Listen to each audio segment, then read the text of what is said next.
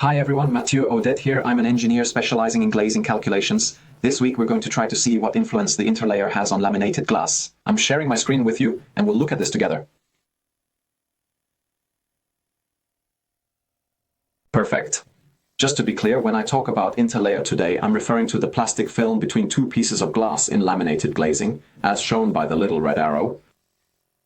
So, there are two families of interlayers. We have the soft interlayers, the most well-known being PVB, which we even have in our car windshields. Otherwise, we have the rigid interlayers. You're probably familiar with Sentry glass, but there are also structural PVBs that can qualify.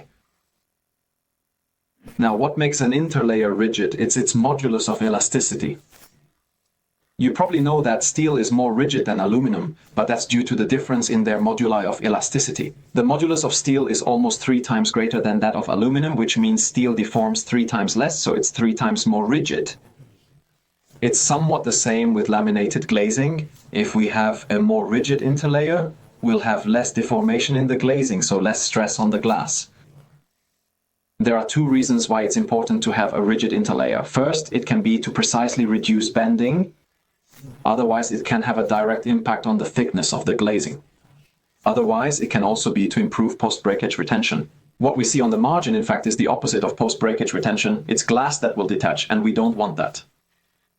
So, if we look at the first point, the impact of the interlayer on bending, the issue with PVB is that regardless of whether it's structural or not, its behavior is greatly influenced by temperature.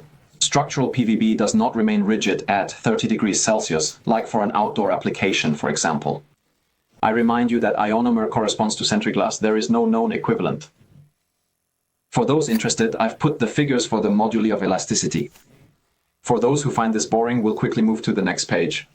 So visually, at 30 degrees Celsius, we would have little deformation with ionomer, Sentry glass, significant deformation with structural PVB, and very large deformations with standard PVB.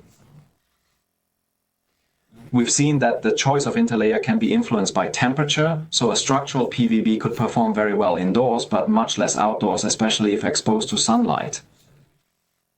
There's another factor that influences the rigidity of interlayers in laminated glazing, which is the loading duration. Here, we can see the difference between a 1-minute load, which would correspond to a guardrail or wind load, or a 1-month load, like a snow load. We can see that ionomer Sentry glass is the only one that remains rigid in both cases, even with the longer duration load. Again, for those who want to see the figures for the moduli of elasticity, pause here, otherwise we'll move to the next page. So, for a case with 1-month snow loads, we'll need to be careful with the choice of interlayer. We've seen two things that influence the behavior of laminated glass, making the rigid interlayer become soft. We had the time or loading duration and the temperature. What does this do concretely? This ultimately influences the price, because if we have a less rigid interlayer, we'll have more deformation.